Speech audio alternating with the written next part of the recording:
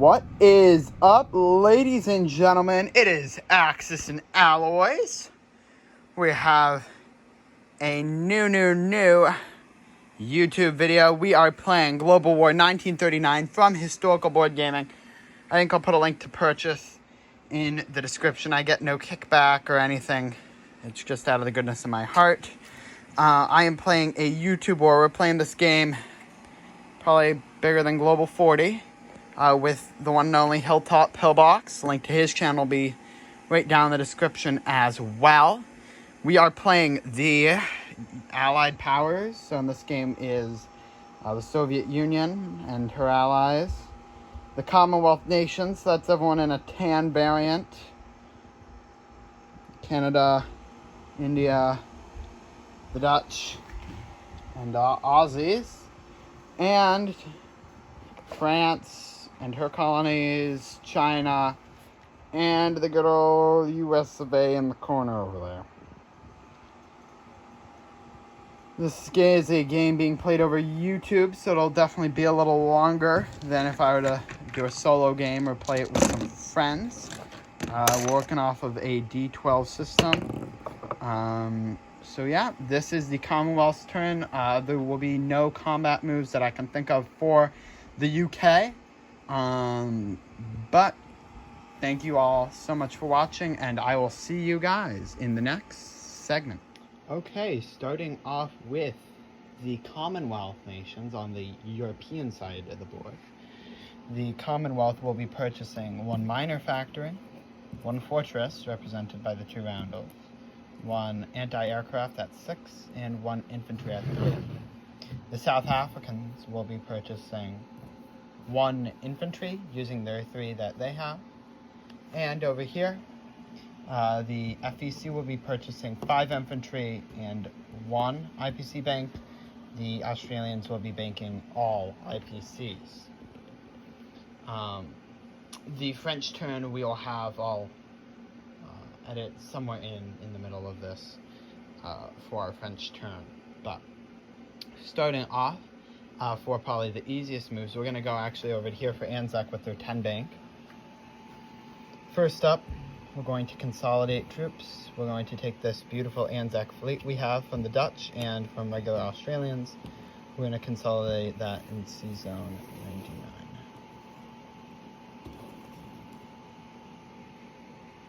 Now I understand some of these might be non-combat, but it's going to be a little mixed in just to keep everything simple.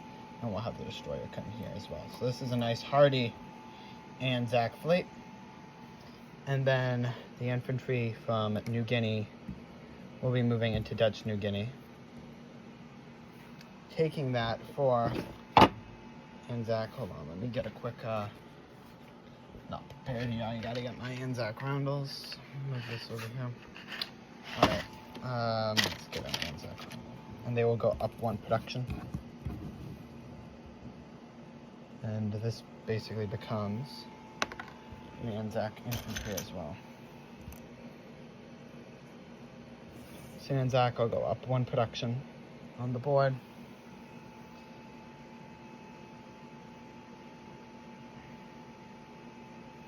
Anzac, because they banked 10 here, they banked 10. They're collecting 11, which would put them at 21. We'll do the math later, but we'll keep that in mind. So that's Anzac for the most part done with their 10 bank. We'll put that in the outback. Next up is the South Africans and Australians. This whole conglomerate is moving up to Rhodesia.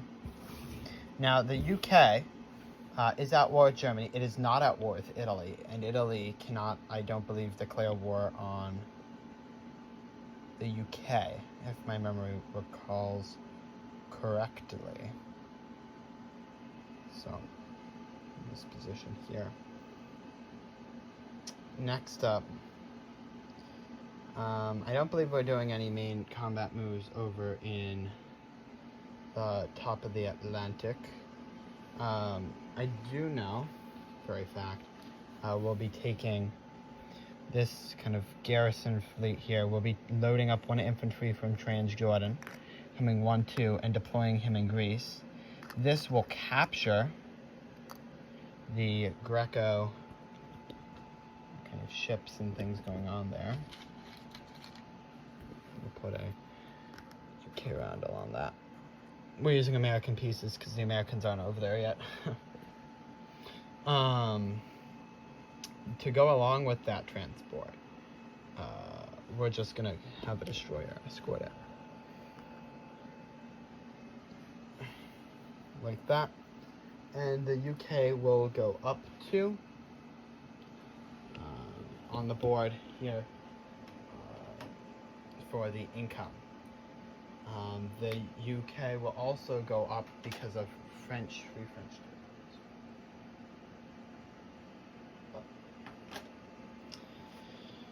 Alrighty, and then this fleet joins them here, and we can put roundels on. We'll switch them out for British ships. This fleet here, with FEC in 66 because of the naval base. I have it switching both sides because it does both sides. 1, 2, 1, 2, 3. Came up here, help defend.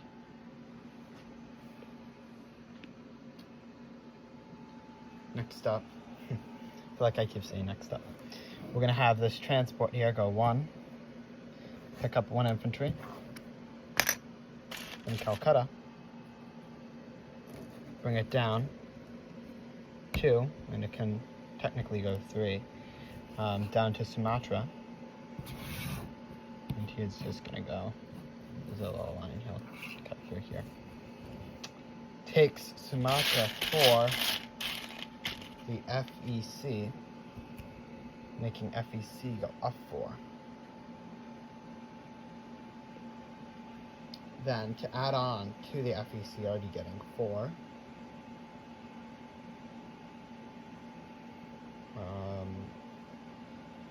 we're going to have the infantry come down here. It's all the same sea zone. We'll go 1. And it will go and take Borneo for the FEC as well. So it'll go up 8. Actually, I need to check the rules on this. I don't believe I can get all of this infantry, all of that. So I'll cut out definitely part of the video, just so that way I can make sure that all of the income and things are totaled up. Make sure Hilltop Pillbox is keeping me honest with all of my fancy moves here. Alrighty. Well, then I'm going to take this naval base here, and I'm going to, in 1939, there is, you can do, basically, if you know the enemy's coming, we know they're coming, you can essentially just destroy the facility there. So this naval base is, I'm flipping it upside down, it's getting destroyed, it's getting sabotaged or self-destructed, just because the Brits don't want it falling into the hands of the Japanese to use for later. So, I'm just kind of going around the board here. Now for our defense kind of around here. We're putting 1 infantry from Anglo, Egypt, and Sudan in Uganda. And then,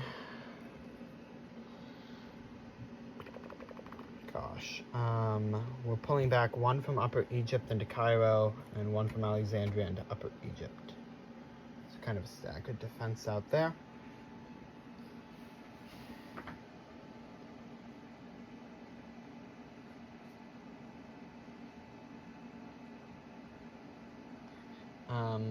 Next up is, okay, I believe that's going to cover the majority of it. As Canada is going to be its own power. They collect 10, but they did nothing, so they have 20. And then plus Britain has all their original territories, so that's 23. Canada, I know for sure, have 23, but all their boats got destroyed, so they won't really be moving anywhere. Main UK, everything's kind of just staying the same there. We're going to hold out for a little bit, see what's going on, hunker in the bunker.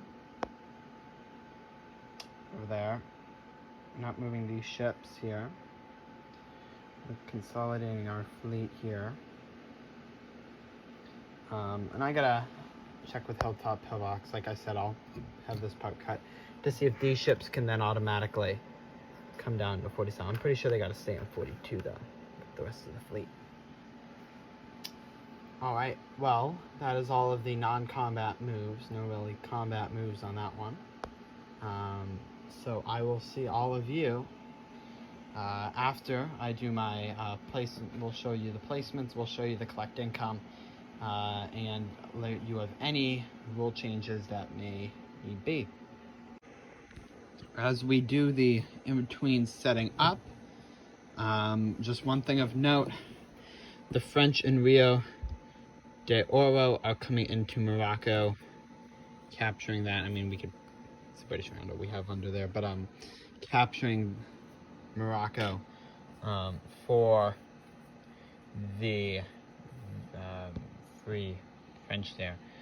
I don't think the lighting's the best, but hopefully I'm describing it well enough. And then in terms of other French units, the one in Normandy will hold their ground, same with the French boats, and the infantry in Syria will be holding his ground as well. Okay, let's move on to the placement phase. I read the rules, and it shows that I can place 3 infantry and 3 other units in Calcutta a turn. So we'll take this stack of 5. We'll exchange that out for 5 infantry. And there. Anzac purchased nothing. They're saving their 10. South Africa, just getting 1 infantry. Thanks, South Africa. We overspent here. This is 36, so we'll just get rid of the lowest costing unit, which will bring us down to 33, which means we would be 33. Yes, so we'd be banking 2. We're putting a fortification in Cairo. Like so. And a minor industrial complex. Alright. And then we're putting the anti-aircraft gun. Get that focus there. This is going all the way up into London. And then, as I already mentioned, the French took there. So, calculating with all of the French, Free French territories and the capture of Greece, just pound out here. The United Kingdom should have 33 plus 9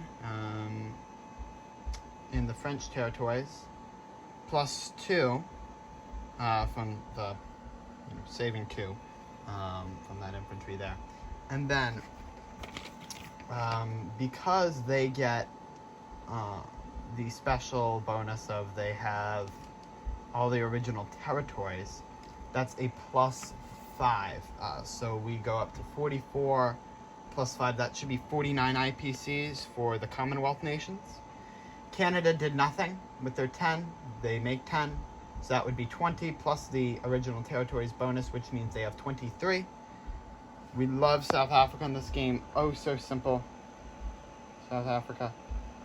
They spent 3, they make 3, so they end with 3 IPCs. The Far East Command, all across the board, they captured the Dutch territories there. They got 8 IPCs worth, remember. So they will have 37 IPCs because they have Calcutta, Singapore, and Hong Kong. They will now go up to 37 for next turn. And Anzac will have 26 as they bought nothing, went up 11, and they got the objective because they took New Guinea there. As a reminder, this was strategically destroyed by the Brits, so the naval base in Hong Kong is no more. Sorry, Japanese. And now we will go into a, oh so quick, we'll try to make it as painless as possible, recap. In Canada, in Ottawa, 1 infantry. In Quebec, 2 infantry and 1 anti-aircraft gun. In Scotland, 1 infantry, 1 fighter. In Liverpool, 2 infantry, 2 fighter, 1 anti-aircraft. In London proper, 2 anti-aircraft, 4 infantry, 2 fighter, 1 mechanized infantry, 2 bomber. Coastal sub, destroyer, and then French battleship, French destroyer in Sea Zone 24. The French Dove, 1 infantry in Normandy. 2 of the French Foreign Legion in Morocco. 4 French Foreign Legion in Tunisia. The Brits captured Greece, which means they now have 5 infantry, 1 artillery in Greece proper. Sea Zone 42, 1 coastal battleship, 3 destroyer, 1 transport. Sea Zone 47, 2 battleship, 1 cruiser, 2 cruiser, 2 battleship, 2 cruiser, 1 destroyer, 1 carrier, 1 tactical. Alexandria, 1 infantry. Upper Egypt, 1 infantry. Anglo-Egyptian Sudan, 1 infantry. 3 infantry, 1 tank, 1 fighter, Cairo. 1 Anzac infantry. 3 regular Brit.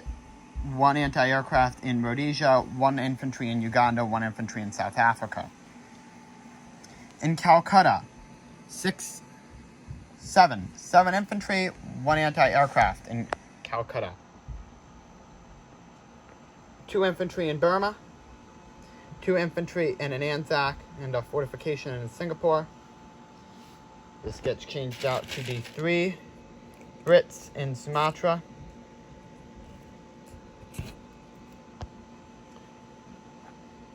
Destroyer transport, Sea Zone 74. Sea Zone 86, destroyer transport, Borneo, 1 infantry.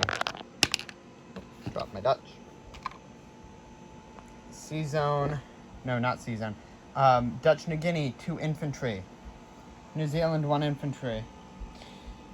3 infantry, 1 AA, 1 fighter, 1 artillery in what do they call it? Sydney. We have 2, 3 destroyer, 2 cruiser, 3 sub, 1 transport, 1 coastal battleship in Sea Zone 99, all for the Anzac. I believe that is everything for the placements. We did all of the recap. We did all of the money making.